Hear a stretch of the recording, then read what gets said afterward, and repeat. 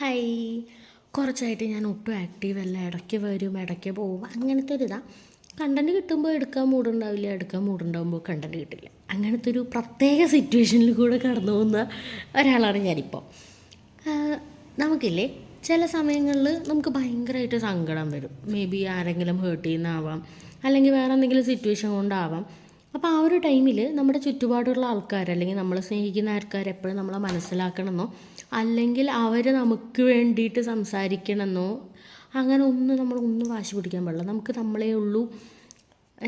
എന്തുണ്ടെങ്കിലും നമ്മൾ തന്നെ ഒറ്റയ്ക്ക് അത് ഫേസ് ചെയ്യണം എന്ന് എപ്പോഴും മനസ്സിലുണ്ടാണ്. കാരണം എത്ര ആളുകളുണ്ടെങ്കിലും ആരൊക്കെ ആണെന്നുണ്ടെങ്കിലും ചില സാഹചര്യങ്ങളിൽ ആർക്കും മേ ബി നമ്മളെ സഹായിക്കാൻ പറ്റില്ല.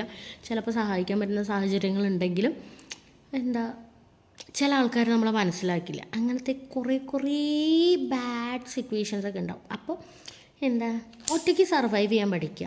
എന്തുണ്ടെങ്കിലും ഒറ്റയ്ക്ക് ചെയ്യാൻ പഠിക്കുക. നല്ലതാണെങ്കിലും മോശമാണെന്നുണ്ടെങ്കിലും ഒറ്റയ്ക്ക് ചെയ്യുന്നു എന്ന് പറഞ്ഞിട്ട് അതിൽ തെറ്റൊന്നുമില്ല. ആരും കുറച്ച് കാലം ആരെങ്കിലുമൊക്കെ പറയും, അയ്യോ അവൾ ഒറ്റയ്ക്ക് തന്നിഷ്ടക്കാരി, അങ്ങനെയൊക്കെ പറയും. കുറച്ചായിട്ട് നമ്മളതൊന്നും മൈൻഡ് ചെയ്യാതിരിക്കുന്ന സമയത്ത് ഓട്ടോമാറ്റിക്കലി അവർ വേറെ ആൾക്കാരുടെ കാര്യം അന്വേഷിച്ച് പോകും. എപ്പോഴും നമ്മുടെ മാത്രം കാര്യം അന്വേഷിക്കുന്ന എല്ലാ നാട്ടുകാരുടെ പണി.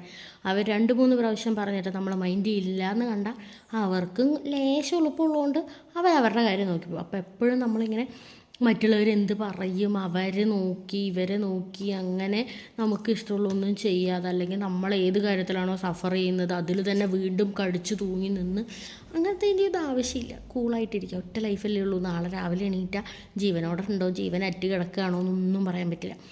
ഉള്ള സമയം ഹാപ്പി ആയിട്ടിരിക്കുക. നമ്മളെ സ്നേഹിക്കുന്നവരെ മാക്സിമം ഹാപ്പി ആക്കാൻ ശ്രമിക്കുക. അത്രയും ചെയ്താൽ മതി. അപ്പോൾ ഇന്നേക്ക് എത്രയേ ഉള്ളൂ. ബൈ.